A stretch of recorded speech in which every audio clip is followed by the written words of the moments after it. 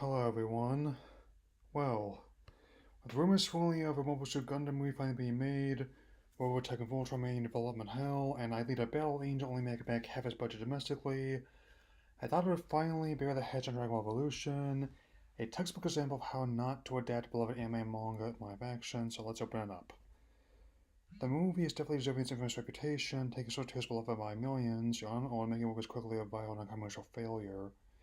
As its rating only has a 15% rating on Rotten Tomatoes, a mediocre 45 score Metacritic, and 2.6 out of 10 rating on IMDb. It also doesn't help that no matter what budget has been used, making just $9 million in the US and less than $60 million worldwide definitely quash any potential murmurs of fans in their cradle. I mean, you know you enjoy when you get beaten in the box office by the Hannah Montana movie. The film opens with a loose interpretation of the series' backstory involving a warlord named Piccolo and a masterpiece known as Uzaru, who both brought terror to the entire universe. This is the first of many levies taken the source material, and I'll get to more detail why as this recap continues. I must also note the CGI intro barely passed one of my own computer screens from the 90s. This one came out in 2009. The title card's an indicator of what you're in for the next 85 minutes, and it doesn't get better from here. You then see Goku, who played by Justin Chatwin, inspired his adopted grandfather Gohan, played by veteran actor Randall Kim. He has played good films before. He was also in the Everybody's Elf: The Last Airbender the following year, so there's that. There's some rather staggered fight choreography and murky cinematography. It's quite clear that Gohan feels the same rules like Obi-Wan Kenobi, Ben Parker, and Mr. Miyagi name a few. I know this movie is a huge cliche, so I might as well play along. Before Goku leaves the house on what's apparently his 18th birthday, Gohan tends to a Zen garden, which also provides a cheap way to provide exposition about the Dragon Balls. That's one of the few similarities the movie has with its source, and most letting people know that I'm not using the W word to talk about Chatwin's casting. Even he is whiter than a tuna sandwich and white bread mayo to add a couple Twinkies. The only one that matters to me is the writing. Boy, how do you have many other choice words for that? Elsewhere, we see Piccolo PJ's Monsters, best known for the Hedge of the Vampire Slayer, as he decimated a village to search for one of the Dragon Balls with the help of Agent Mai by Eriko Tamura. I'm sensing a few implications of this movie's casting already, and none of them are good. Suffice to say, with dumpster fire bad publicity from Scarlett Johansson's major networks, things haven't gotten much better in the time since this movie. I will address this further as I go, but for now, let's make up let us convince my reruns of Star Trek. I hope it's over a much needed reboot that got better CGI. Not exactly not being an Avatar, but I was hoping for something better than the Dollop Spirit Halloween getup. Back on the mainland, I don't know, this movie plays fast and loose with setting. Goku's apparently listening with Chi-Chi played by Jamie Chung. As I pointed before, this is one of the biggest problems of the script change, is that Goku apparently wants to jump Chi-Chi's bones, when in the source it was already essentially the other way around. Goku being informed of being married to her, he was led to him thinking marriage is a kind of dessert. So it'd be more likely interesting to stranger center eating strawberries and cream. This movie is rated PG, so I had to wonder if it was originally targeting older being had up in the editing room. I must also note how shockingly crappy the special effects are, despite the amount of money others had thrown at them. I'm still astounded how this movie made it theaters in 2009, since the CGI and chroma key effects have less of the wondrous war of this original anime and manga, and more of a low-grade sci-fi original TV movie. Also, as Goku tells his teacher by saying as beware of Namex, something dawned on me once this movie the first time he used to write about it. This guy isn't that bad an actor. Even if he's not my favorite, he is trying what little he's given. Sure, he may come off like a man who even Hayden Christensen will laugh at, but the problems with his role aren't actually with him. Seriously, they're with the script. Honestly, it took 7 years to conceive this film, and this is the best I can come up with. How do you direct someone to deliver these things without cracking up? I sure couldn't. Anyway, after using a bad CGI key to open Chi-Chi's locker, Goku is invited to a party at, I guess, the Ox King's mansion in this verse. We do see a place that looks like a shot of rat breeder from that time frame. While Gohan prepares a birthday dinner consisting mainly of chicken feet, Goku gets lit up to go to Chi-Chi's party in an obvious gag about his only duel. My mother wondered how they were going to do the heavens from game development. When it actually came out, it was clear that it was the least of the train wreck's problems. Somehow, Goku knows how to take the 4-star hard Dragon Ball before he leaves. I guess he read the script. As Gohan's about to meet the same fate as Obi-Wan, Uncle Olan, Uncle Ben, et al. More on that later, since Goku heads to Chi's party and runs afoul of a group of thugs led by Fuller, who's Clay's training Petrol High School student. Looks like he's been held back a decade or so. On top of Fuller's car being an obvious standard live action Bumblebee, the fight choreography is stunningly awful in this scene. On top of Goku being held to role in a source material that doesn't exist about fighting, there are playground fights of kids imitating episodes of Power Rangers that have better staging than this. One of the bullets even punches through the glass of another car window when he reacts more Flash Thompson. Fuller then comes to confront Goku and escalates by pouring a drink out in front of him to he almost quits going after him with metal pipes. It's a apparent retribution from an earlier scene where Fuller wrecks Goku's moped, is only able to land a single blow on Goku and ends up wrecking his own car. That was funnier than the Big Lebowski, to be honest. So, while Goku apparently tries to get some from Chi-Chi, again, totally version on the original anime and manga, Piccolo and Mai attack Goku's house while searching for his Dragon Ball, mortally wounding Gohan in the process. This is one of the biggest changes from the source material, and I will try to get into how much when the time comes. I will say this fight is no good knock off the X Matrix trilogy, but it's given a score of elements ripped off from other movies. Upon realizing he doesn't have it, Piccolo decides to throttle Gohan and destroy their home anyway. This guy comes off less like Snake Source and more like Spike from Buffy and touchscreen latex. Goku apparently senses something wrong with the Dragon Ball as Polka glowing, and him seeing local holiday practice effect in the moon, leading him back home to find Gohan's dying moments. He tells him to find the other Dragon Balls where Piccolo does, I guess. I don't claim to be an expert, but if your home was destroyed and your granddaughter's dying and you have a total goal on this quest, I think you do more than this. Moreover, I don't really have the same attachment to these original characters as I do like their namesake, especially when Gohan tells Goku to find Master Roshi in his dying words. Trust me, I have plenty to say about that too. It's going to cram the entire of series mythology at this point in a single movie, and we're just over 20 minutes in. That is one of the big reasons why this movie is such a mess, and why many others like it have suffered. Some parts feel glacial and pacing, others move so fast I got whiplash just sitting here. Want more proof for this? Quite literally, during the next scene at daybreak, Goku barely has the time to grieve his dead grandfather when he's confronted by gunpoint by Bulma Briefs, playing this movie at Rose on Bad Street, job unconvincing cosplay Lara Croft. I mean, I guess it's not the best infamous samurai crop, but anyone that's made by live action anime should rewatch this to see truly awful hairstyle and costume design. Bulma then explains that the 5-star Dragon Ball is still in her father's laboratory capsule core, and it seems that this introduction is trying to go out of its way to have none of the whimsy Wonder original that Mejomin did. Bulma then also Dragon Raider, which will enable them to find the other Dragon Balls before Piccolo does. As a whole, it looks like a PDA.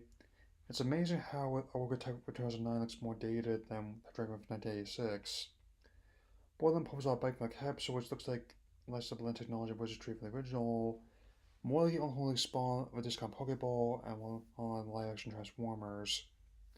This look legend how Goku from Five Master Races did try and kill him and everything. Honestly, I don't know if Goku's bulletproof like in source material, because the movie doesn't explain it very well. I don't know how it adapts the original. It's one of the current problems a lot of live action adaptations of anime manga have. They make way too many changes to try and appease casual audiences, but also require you to know a lot about the source. Goku also apparently has the time not only pack his grandfather's robes and staff, but also his birthday dinner. And this is the big issue I take with this movie. Try not to downplay the silliness of the usual story instead has the opposite effect of making everything seem more ludicrous. Chan went is trying, but there's only so much you can do when play your chicken feet and a CGI ball in your pocket. As for this information, Kiosk where Bulma downloads the information and she needs to find Roshi. That was all he did in 2009 when it's only on a second cell phone. In this day and age, it's downright embarrassing. Somehow they find Roshi and next Dragon Ball say a Pautsu, and this movie version of Kame House once again giving me flashbacks of Batman farewell made on neon lit buildings. Walking right through the front door, finding near the 30-minute mark, we're introduced to Master Roshi by the Italian fat, wondering what the hell he's doing in his life, much like me.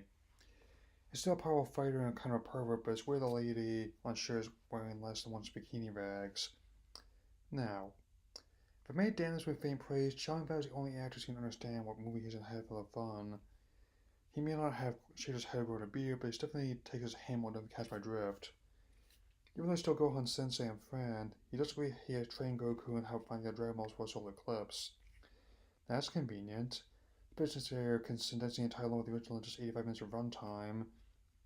Even more, they find the 2-star ball hiding him on Roshi's bikini coilies. Also, a story of how to defeat Piccolo's new strain has passed down over the last 2,000 years. This movie's just one convenience after another, isn't it? Furthering this is Piccolo and Mai retrieving the second Dragon Ball by draining a lake into some terrible water effects that came from a low-grade video game. Seriously, it's all successful from the 90s movie when they tried to put the technology. We then cut to where Roshi will take Goku to train and for Bulma to find the next Dragon Ball. As for Roshi's airbending comment, that's a whole other can of worms, a whole other bastardization of beloved animated series. The dude takes him across the desert with Goku carrying the bags as part of the training. Okay, I know this is part of the Goku's training method in the original, but this falls in the category of not knowing what to keep and what to cut in the adaptation. How something works in anime and manga is not the same as how it works in the movie that's still being screwed up today. One should know it, this turns out this training was where people practice a martial arts tournament. Well, it turns out she's training there. There's not going to pony off a cliff and one on screen, and the other one's training on a plateau. And then here's a teleport, or there's another case based screwing up basic continuity. Goku meets up with her again, and as a report, Chi suggests he's taking his grandfather's death shocking well once again, despite the fact that we're only 30 minutes in this movie. And there's something in the water, what? Before trying to answer that, Bulma's Dragon Raider picks up the next generation of Dragon Ball, does some laughing black chroma key on her motorbike. And once again, he's wondered why he didn't just film this for real, instead play video games more convincing motorcycle scenes. Sin City, it is not. Somehow, they wind up in a pitfall trap from Yamcha, played by June Park. They made this desert bandit somehow even more pathetic than the original, though were thankfully spared a CGI version of Poir. At the rehash of the intro, Roshi will leap out of pit to confront Yamcha, makes you wonder why he didn't do this earlier. Even more, the sin of Dragon Ball is in the pitfall, which able to leverage tools to dig out and escape with even less effort than was just worse. Jeez, Yamcha in this movie sucks even more than usual. Elsewhere, Piccolo and Mai select the next Dragon Ball. Mai tries to create more henchmen, telling Piccolo, your glow will give it life as the camera shows a blue jelly. Again, this movie's trying to be more realistic and then this enters space. Wait till you see. It's terrible. So, I find the next Dragon Ball in this volcano, I just don't even remember how bad the effects are. I mean, wow. Just 4 years prior, I was in on Mustafar, and I think I'm looking at something like a bad video game. Yamcha also gets blasted by steam, saying he just fried his nuts. Yamcha, that was real, your nuts would burned off and you'd be dead.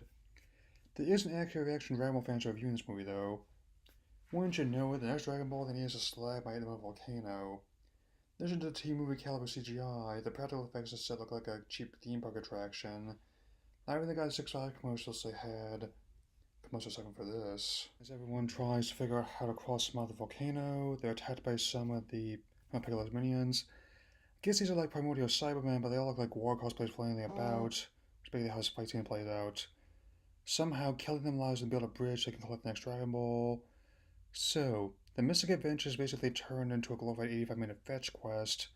The Clover Fancy action has been placed by Mercury's they cut together by Michael Bay on caffeine. After that mess, able the Hat find Roshi's sensei help train Goku, Sifu Norris, played by Ernie Hudson. I guess when you're waiting for a Ghostbusters sequel, spin-off, or reboot, you gotta still feed monkeys somehow. Also in Toast Sandwich where St. Pleasure Cheese term is being held. That was the plot means in this movie. Might was to steal a Dragon Ball, but Goku's able to brush off being punched in the face and throw off the cliff. So it's a Tweety Skywalker knockoff, or is the equivalent of Superman's names, I guess. This was really consistent with character power levels, and the amount of inconsistencies are definitely over 9,000. They're probably an overused internet meme. That's Goku and Roshi hold a toe sign. Noah's also a backup plan in case I can't find Dragon Balls in time. We see toe sign and some utterly terrible CGI tracking styles before he enters his temple. I'm barely 50 minutes in this movie, I feel like I'm watching Cliff Notes of franchise at this point rather than a proper adaptation of it. While Goku meets Chi-Chi at the tournament, Bulma and Yamcha try to form bonds by the complete lack of chemistry between the actors. Let's also note that in the original, Bulma wanted to find love and Yamcha wanted to find confidence to talk to girls.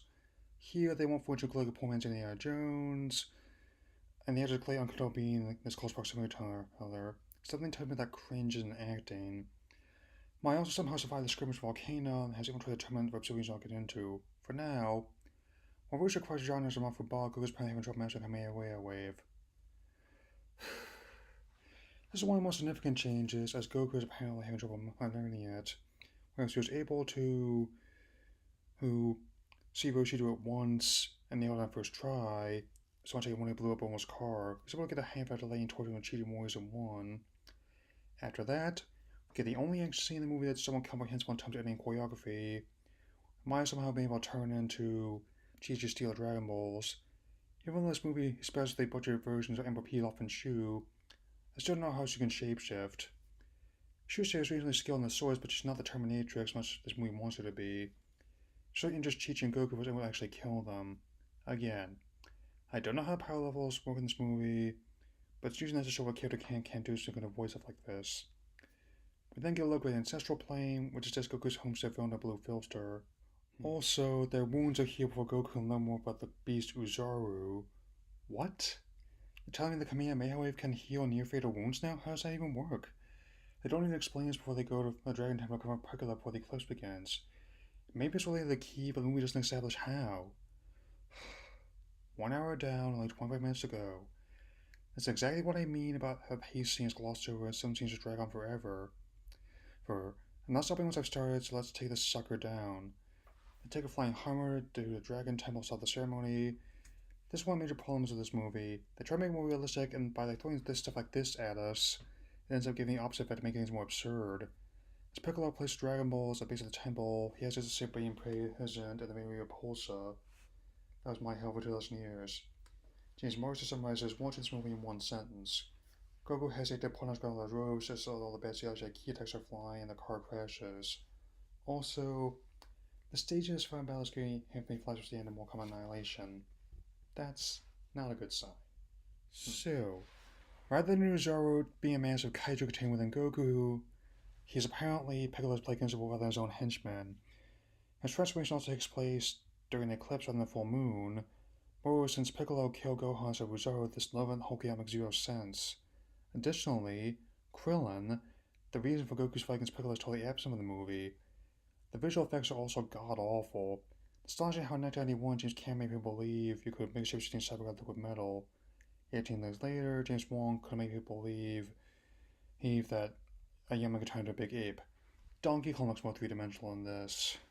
The Mafu Ba inevitably fails, as everyone else is manhandled was able to get through to Goku and Saizoba's before he's throttled. Gee, it would have been nice if you had tried that before this ape crushed your trachea, Roshi. Also, Mai gets killed in a badly filmed gunfight, but whatever ends this movie is fine with me at this point. It also applies a clumsy final battle of bad CGI key attacks between Goku and Piccolo. I guess the movie has a numbing effect on your sense after a while. The wonder of the original has been replaced by millions of dollars of CGI could have gone to more heart disease being cured than I care less right now. Somehow, Goku's able to master his inner ki power and defeat Piccolo with a single Kamehameha Wave. Anticlimactic, but at least Eclipse is past. The main problem is that in the original source, it reminds everywhere of how powerful Goku was even as a young man. Here, not a single scene giving indication this kind of power just comes out of nowhere. So I used the Dragon Balls to complete the ceremony of Summon Shenron. Once again, I must point out how strangely fine Goku is with her grandfather dying, given how he's working like a young Derek Zoolander. So, as Roshi's revived, hived, and Dragon Ball scattered across the world, we close on Goku winning Chi-Chi's heart, as the two spar together. Well, somebody saw Rocky 3. There's even a credit scene which features someone tending Piccolo's wounds. Ha! They thought they were going to make a sequel. That's actually kinda cute. Say hi to Azul and Sinestro for me, fellas. But a decade having passed since this film, as well as most people have forgotten by general audiences, has been remembered in infamy as a critical commercial failure, largely because people don't like to dunk on it. That's simply just fine. This movie sucks. Check out the rest of my stuff if you want to see more.